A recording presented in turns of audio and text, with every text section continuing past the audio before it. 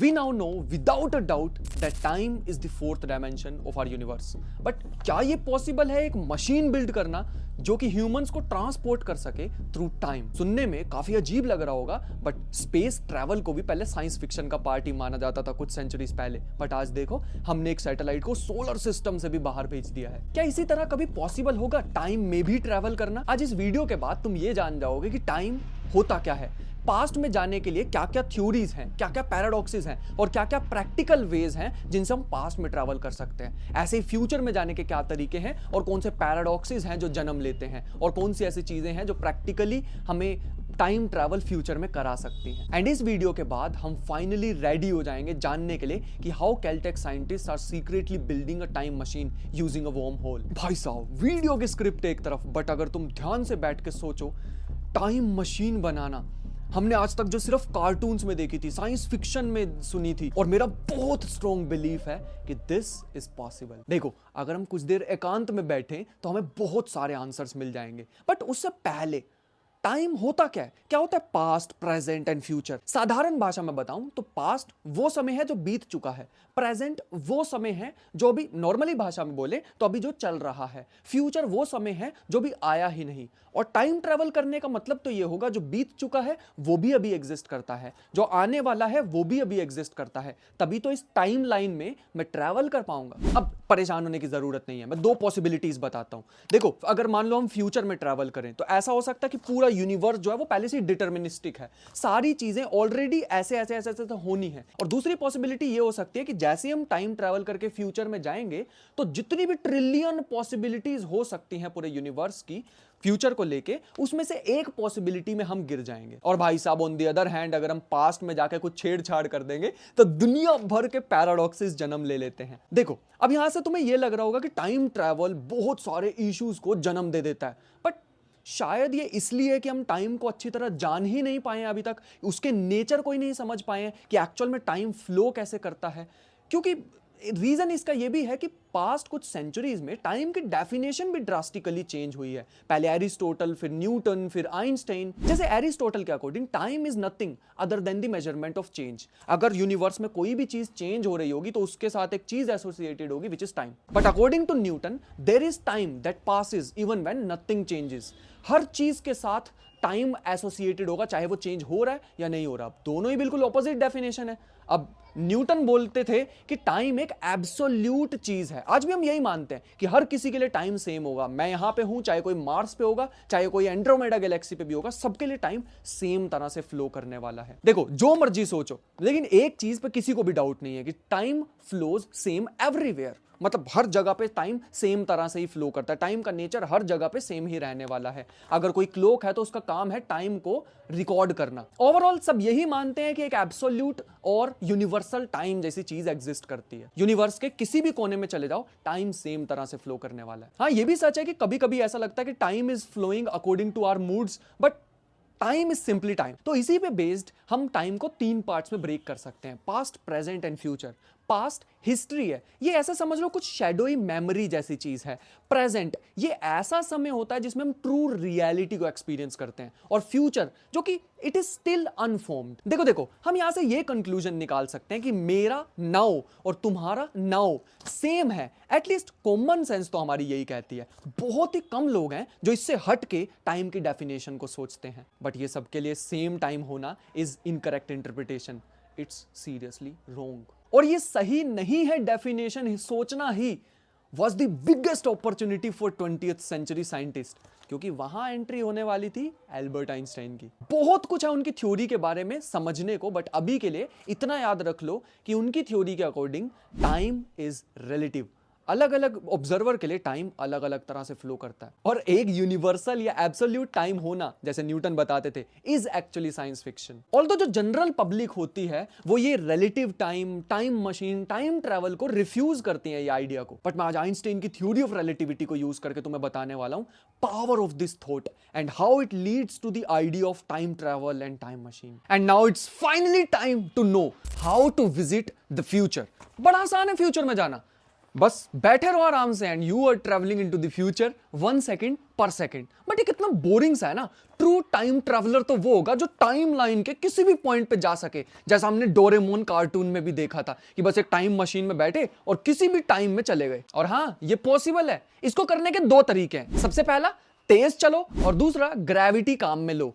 पहले को समझते हैं। 1905 में आइंस्टीन वो पहले इंसान थे जिन्होंने बताया था साइंटिफिकली कि time travel is possible, but उसके लिए न्यूटन की डेफिनेशन को हटाना पड़ा, जो कि पूरी तरह से सही भी नहीं थी। सही क्या था? Time is relative. अलग अलग ऑब्जर्वर के लिए टाइम अलग अलग तरह से फ्लो करता है। सिर्फ हाई स्कूल मैथमेटिक्स का यूज करके उन्होंने प्रूव कर दिया कि उस समय पे जैसे फिजिसिस्ट मानते थे अगर लाइट वैसा ही बिहेव करती है तो the definition of time according to Newton is not completely right. तो 1905 में उनकी स्पेशल थ्योरी ऑफ रिलेटिविटी, पूरी जानने की जरूरत नहीं है, बस एक मेन मुद्दा जानो। स्पेशल थ्योरी ऑफ रिलेटिविटी के according time is elastic, it can be stretched, it can be squeezed. But कैसे? By moving fast, very fast. मतलब तुम्हारी स्पीड जितनी ज्यादा होगी, टाइम तुम्हारे लिए उतना ही स्लो फ्लो करने वाला है। और मैं यहां पे सिर्फ मेंटल टाइम की बात नहीं कर रहा, मैं वही टाइम की बात कर रहा हूं जो क्लॉक्स मेजर करती हैं। हां, टाइम डिफरेंस उतना ज्यादा बड़ा नहीं होता, बहुत नेग्लिजिबल सा होता है, 100th of millionth of second, but हमारी मॉडर्न क्लॉक्स उसे मेजर कर सकती हैं। तो आज के बाद अगर कभी भी तुम किसी फिजिसिस्ट से मिलो और उससे तुम टाइम पूछ लो और वो तुम्हें रिप्लाई में बोले किसका टाइम, तो भाई वो अपना कर्तव्य निभा रहा है। बिल्कुल सही बोल रहे हैं वो, क्योंकि अलग अलग ऑब्जर्वर के लिए टाइम अलग अलग तरह से फ्लो करता है। और जैसा कि हमें पता है सबसे ज्यादा स्पीड ऑफ लाइट होती है, तो जितना ज्यादा स्पीड ऑफ लाइट के पास स्पीड होगी किसी ऑब्जेक्ट की, उतना ही बड़ा टाइम वॉर्प होगा। देखो ऐसे समझो कि हमने किसी भी ऑब्जेक्ट की स्पीड को स्पीड ऑफ लाइट से डिवाइड किया, फिर उसका स्क्वायर कर दिया। अब इस पूरी चीज को 1 में से माइनस कर दो, बस उसका स्क्वायर रूट भी ले लो, and the answer is Einstein का टाइम डायलेशन फॉर्मूला। और इसी चीज को हम स्लोइंग डाउन फैक्टर भी बोलते हैं। अब स्पीड जैसे जैसे स्पीड ऑफ लाइट को अप्रोच करेगी, ये जो स्लो डाउन फैक्टर है ये काफी ज्यादा होता रहेगा। और जैसे ही कोई ऑब्जेक्ट स्पीड ऑफ लाइट को टच करता है तो उसके लिए ये टाइम वॉर्प इनफाइनाइट हो जाएगा, मतलब उसके लिए टाइम फ्लो ही नहीं करने वाला। और यहीं से for the very first time पता लगा कि नॉर्मल ऑब्जेक्ट्स कभी भी स्पीड ऑफ लाइट जितना तेज ट्रैवल नहीं कर सकते, मतलब nothing can break the light barrier. तो क्योंकि time is stretched by speed, तो इंटरस्टेलर जर्नी बहुत आसान हो सकती है। तो अगर हमें मूव करना है अक्रॉस द गैलेक्सी, तो मैं कुछ डेटा लेके आया हूं, उसके अकॉर्डिंग समझते हैं। अगर तुम एक स्पेसशिप में हो which is travelling 99% of the speed of light, तो हमें 14,000 साल लगने वाले हैं एक ट्रिप में जो गैलेक्सी के अक्रॉस होगी। मजा नहीं आया ना? 99.99% में 1400 साल लगने वाले हैं, अभी भी मजा नहीं आया।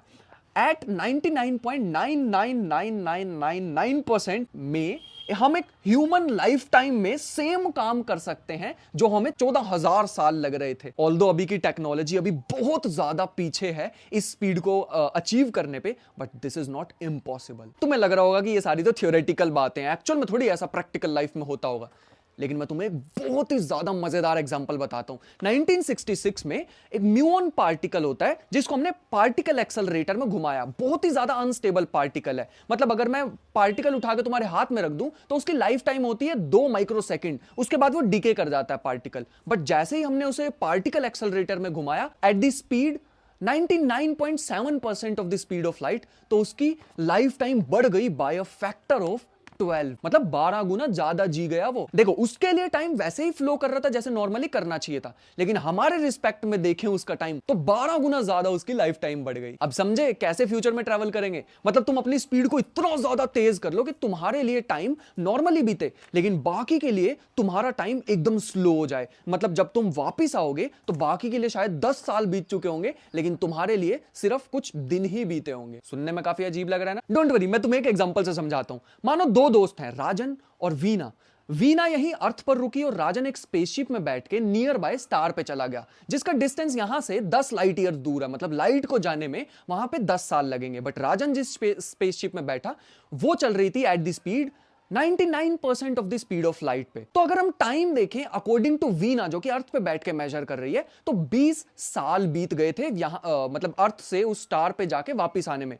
But on the other hand अगर हम देखें राजन के रिस्पेक्ट में टाइम, तो 3 साल से भी कम टाइम बीता था। मतलब राजन यानी मैं जब यहां पे आऊंगा और वीना से मिलने जाऊंगा तो 2044 हो चुका होगा। ये वीडियो आज मैं बना रहा हूं 2024 में, अगर इसी साल में निकलूंगा तो मतलब मुझसे 17 साल बड़ी होने वाली है। मैं 17 साल आगे आ जाऊंगा फ्यूचर में, समझ पा रहे हो? मतलब इस हिसाब से भाई साहब, अगर हम अपनी स्पीड को कंट्रोल कर लें कि कितनी स्पीड पे वो स्पेसशिप को ट्रैवल कराना है, मैं तो किसी भी पॉइंट में जा सकता हूं फ्यूचर में। मतलब मैं 3000 साल भी आगे जा सकता हूं और मेरे लिए टाइम सिर्फ 6 महीने ही बीतेगा। ऐसा भी हो सकता है at the speed 99.99999% of the speed of light. देखो, ये टाइम में ट्रैवल करना जस्ट ऑपोजिट है स्पेस में ट्रैवल करने के, क्योंकि स्पेस में शॉर्टेस्ट पाथ एक स्ट्रेट लाइन होता है। But on the other hand, अगर तुम टाइम का डायमेंशन देखो तो जो घर पे आराम से बैठा हुआ है उसकी एज ज्यादा बढ़ेगी एज कंपेयर टू जो बहुत ज्यादा तेज ट्रैवल कर रहा है। अब यहां पे एक नोट करने वाली बात यह है कि अगर मैं उसी राजन वीना वाले एग्जांपल में वापस जाऊं और ट्रैवल कर रहा हूं at the speed 99% of the speed of light, तो मैं 2029 में वापस नहीं आ पाऊंगा। अब बढ़ते हैं दूसरे तरीके की तरफ, माय फेवरेट तरीका।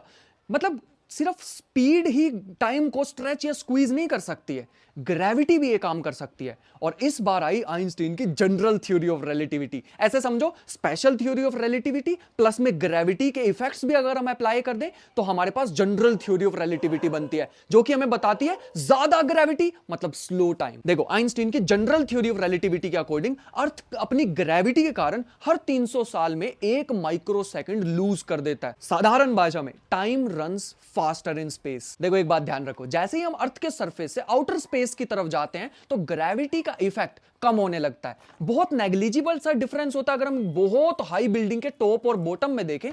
बट 1959 में एक एक्सपेरिमेंट किया गया एक 22.5 मीटर की बिल्डिंग पे, तो उसमें जब हमने टॉप और बॉटम में टाइम डिफरेंस देखा तो वो था 0.257 into 10⁻⁻12 by using extremely accurate nuclear process. मुझे पता है ये टाइम डिफरेंस बहुत ही ज्यादा छोटा है, बट तुम सोच के तो देखो, जनरल थ्योरी ऑफ रिलेटिविटी की प्रिडिक्शन को कंफर्म तो कर रहा है। मैं एक और एग्जांपल से समझाता हूं। मान लो हमने अर्थ की रेडियस को हाफ कर दिया, मास को सेम ही रखा, तो जो अर्थ की सरफेस ग्रेविटी है वो डबल हो जाएगी और इसके साथ टाइम वार्प भी डबल हो जाएगा। मानो हमने ये प्रोसेस को कंटिन्यू करते रहे और अर्थ को कंप्रेस करते रहे till it's critical radius which is 0.9 centimetre. और अगर ऐसा हुआ तो जो छोटी सी बॉल होगी 0.9 सेंटीमीटर रेडियस की, वहां पे टाइम स्टैंड स्टिल और कुछ भी एस्केप नहीं कर पाएगा, क्योंकि ग्रेविटी भी इनफाइनाइट हो जाएगी। अब यूनिवर्स में ऐसे रेडीमेड स्टार्स भी होते हैं जिनका साइज अर्थ से भी छोटा होता है, लेकिन मास 200 trillion times the mass of earth होता है। अब इन स्टार्स की ग्रेविटी इतनी ज्यादा स्ट्रॉन्ग होती है कि इनके एटम्स भी क्रश कर जाते हैं और सारे न्यूट्रॉन्स बन जाते हैं। सही सुन रहे हो, इलेक्ट्रॉन्स प्रोटॉन्स मिलके सब न्यूट्रॉन्स में कन्वर्ट हो जाते हैं। मतलब पूरा स्टार सिर्फ न्यूट्रॉन से बना हुआ है। ऐसे स्टार को हम न्यूट्रॉन स्टार भी बोलते हैं। साइंटिस्ट ने ऐसे बहुत सारे स्टार्स को ऑब्जर्व किया है और पता लगा कि इनकी ग्रेविटी सफिशिएंट होती है बहुत लार्ज टाइम वॉर्प्स के लिए। ऐसे समझो, कोई नॉर्मल क्लॉक 30% ज्यादा स्लो वर्क करेगी न्यूट्रॉन स्टार के पास एज कंपेयर टू अर्थ। तो अगर कभी भी तुम्हें डेट पे जाना हो इन फ्यूचर, न्यूट्रॉन स्टार के पास ध्यान से एक बढ़िया सी जगह देख लेना, वहां पे चल लेना, टाइम ज्यादा मिल जाएगा। हाँ, अगर सिंगल हो तो आगे बढ़ते हैं। मतलब न्यूट्रॉन स्टार से देखने पे अर्थ पे सब कुछ ऐसा फास्ट फॉरवर्ड लगेगा, एक वीडियो के जैसे। अब तुम्हें ये मेरी सारी बातें सुन के ये लग रहा होगा कि थ्योरी ऑफ रिलेटिविटी बताती है कि कैसे clocks are affected by gravity and motion. ये टाइम को अच्छी तरह एक्सप्लेन नहीं करती है, बट यही इसका सबसे बड़ा मिसकंसेप्शन है। इसके बारे में वीडियो में आगे बात करेंगे कि how beautifully it explains time. एक और बहुत ब्यूटीफुल इक्वेशन है, किसी ने फिजिक्स पढ़ी हो चाहे ना पढ़ी हो, ये इक्वेशन के बारे में जरूर सुना होगा, इतनी फेमस है। E = mc²। मतलब मास can be converted into energy and energy can be converted into mass. मतलब ऐसे समझो कि 1 kg of matter is sufficient पूरी एक सिटी को इलेक्ट्रिसिटी प्रोवाइड करने में। बट एक ग्लास को बर्न करने में जितनी हीट एनर्जी होती है, अगर हम उसको मास में कन्वर्ट करें तो वो सिर्फ लगभग 12 पिकोग्राम ही होने वाली है, विच इज वेरी लेस। लेकिन हम टाइम ट्रैवल की बात करते करते E = mc² में क्यों आ गए? Answer, energy enters the time machine via gravitation. देखो, बड़ी साधारण सी बात है, mass is a source of energy.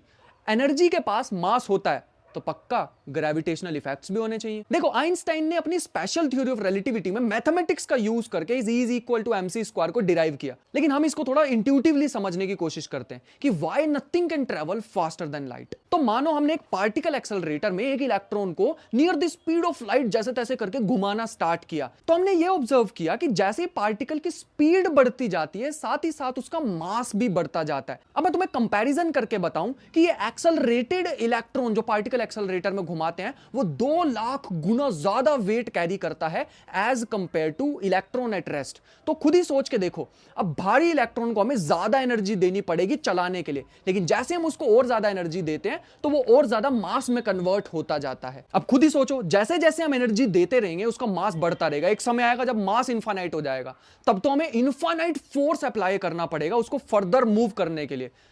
लेकिन इनफाइनाइट फोर्स जैसी तो कोई चीज होती नहीं है, and hence it proves that nothing can travel faster than the speed of light. लेकिन ऐसा क्या खास है लाइट में जो वो इतना तेज ट्रैवल कर सकती है? The answer is light is made up of particles called photons, और फोटॉन्स का रेस्ट मास 0 होता है। और भाई साहब, अगर ये लाइट बैरियर ब्रेक हो गया तो इसके साथ ब्रेक होगा प्रिंसिपल ऑफ कॉजेलिटी। मतलब अगर मेरे हाथ में अंडा है तो वो मेरे फेंकने से पहले तुम्हारे सिर पे फूट जाएगा। डोंट वरी, ऐसा कुछ नहीं होता, ना ही होगा, thanks to the light barrier. देखो यहां पे कोई यूनिवर्सल नाउ नहीं होता है, मतलब तुम्हारा नाउ और मेरा नाउ अलग अलग हो सकता है। मैं एग्जांपल से बताता हूं, ये मेरे पीछे दीवार है, मैं इस दीवार को क्यों देख पा रहा हूं? क्योंकि लाइट आएगी, इससे टकराएगी, मेरी आंखों में जाएगी, रेटिना पे पड़ेगी, इस बीच में कुछ टाइम गैप तो होता होगा ना, चाहे कुछ नैनो सेकंड्स का टाइम गैप होता हो। ऐसे ही तुम्हारे लिए वो टाइम गैप अलग हो सकता है, किसी और पर्सन के लिए अलग हो सकता है। तो कोई यूनिवर्सल नाउ जैसी चीज नहीं होती है। मतलब जो मेरे लिए नाउ हो या प्रेजेंट हो, जरूरी नहीं है वो सबके लिए सेम हो। बट क्या फ्यूचर और पास्ट एग्जिस्ट भी करते हैं? आओ एक और धमाकेदार चीज बताता हूं। जैसे कि मैंने तुम्हें अभी बताया कि सबके लिए एक यूनिक प्रेजेंट नहीं होता, तो there is a range of such nows, one for each location. अब मान लो तुम ये वीडियो 6 PM पे घर पे बैठ के देख रहे हो और अर्थ के किसी दूसरे कोने पे कोई इवेंट अकर हुआ, तो ये डिपेंड करेगा इवेंट किस समय पे हुआ है, depending on the speed of the observer. Earth पे किसी भी 2 ऑब्जर्वर के नाव के बीच में एक फ्रैक्शनल सा टाइम डिफरेंस होगा, बट अगर एक ऑब्जर्वर यहां है और एक ऑब्जर्वर मार्स पे है तो कुछ मिनट्स का टाइम डिफरेंस होने वाला है उनके नाव में। और अगर मान लो कोई एक ऑब्जर्वर है जो कि गैलेक्सी के दूसरे कोने में बैठा है किसी स्टार पे, और सेम मूवमेंट पे कोई भी इवेंट अकर हुआ, तो उनके बीच का जो टाइम डिफरेंस होगा वो 10,000 साल होने वाला है। मतलब वीना जो अर्थ पे होगी और मैं जो दूर किसी स्टार पे बैठा हूं, हमारे नाव बोलने के बीच में जो टाइम डिफरेंस होगा वो 10,000 साल का होने वाला है। But what about coming back from the future? देखो हाई स्पीड ट्रैवल या फिर ग्रेविटेशनल टाइम डायलेशन ये हेल्प कर सकते हैं टाइम में आगे जाने में। हमें कोई तरीका ढूंढना होगा टाइम में पीछे जाने का भी। जैसे फ्यूचर एग्जिस्ट करता है मैंने बताया, वैसे ही पास्ट भी जरूर एग्जिस्ट करता होगा। अब जैसा मैंने बताया कि मैं अपनी स्पीड को कंट्रोल करके फ्यूचर देख सकता हूं, वैसे ही कुछ तो ऐसे तरीके पक्का एग्जिस्ट करते होंगे जिससे मैं पास्ट को भी देख सकता हूं। देखो फ्यूचर में जाना इज फाइन, ज्यादा तो नहीं, बट कुछ टाइम डिफरेंस तो हम ऑलरेडी ऑब्जर्व कर चुके हैं। बट पास्ट में जाना तो ज्यादा ही साइंस फिक्शन का पार्ट लगता है। काफी सारे पैराडॉक्सेस आ जाते हैं क्योंकि इसकी वजह से कि अगर मान लो मैं पास्ट में गया और दादाजी को गोली मार दी, दादाजी नहीं होंगे तो फादर नहीं होंगे, तो मैं कहां से आया पास्ट में जाने के लिए? ऑल्दो यहां पे एक लूप में फंस जाएंगे कि अगर मैं हूं ही नहीं तो मैं पास्ट में कैसे गया दादाजी को गोली मारने के लिए? तो इसका मतलब है दादाजी होंगे, फादर भी होंगे, मैं भी होऊंगा, लेकिन मैं तो गया था पास्ट में। अब तो सोने से लूप सी बन जाती है, पैराडॉक्सेस जन्म ले लेते हैं। आइंस्टाइन की जनरल थ्योरी ऑफ रिलेटिविटी को यूज करके WJ वैन स्टोकम पहले व्यक्ति बने जिन्होंने टाइम ट्रैवल जैसी पॉसिबिलिटी को एक्सप्लोर किया। ऐसे समझो कि स्पेस में एक बहुत बड़ा सिलेंडर एग्जिस्ट करता है,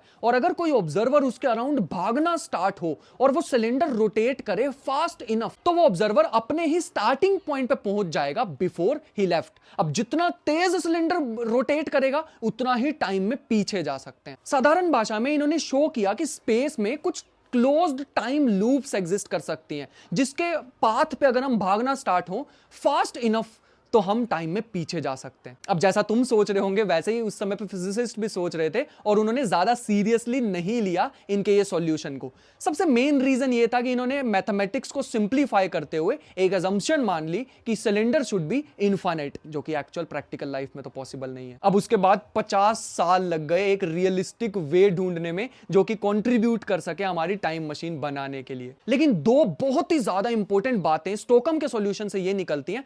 कि आइंस्टाइन की थ्योरी ऑफ रिलेटिविटी दो चीजें अलाउ करती हैं। पहला, closed loop in space also become close loop in time, और दूसरा ये कि आइंस्टाइन की general theory of relativity at least allow तो करती है टाइम ट्रैवल। और फिर लगभग 10 साल बाद एंट्री होती है कर्ट गोडल की, जिन्होंने भी लगभग ऐसा ही सॉल्यूशन बताया कि स्पेस में क्लोज्ड टाइम लूप्स एग्जिस्ट कर सकते हैं, एक ऐसे रास्ते जिन पे अगर हम फास्ट इनफ मूव करें तो हम टाइम में पीछे जा सकते हैं। बट इन्होंने भी आइंस्टाइन की इक्वेशंस को सॉल्व करते हुए एक एजम्पशन मानी थी कि whole universe must be spinning.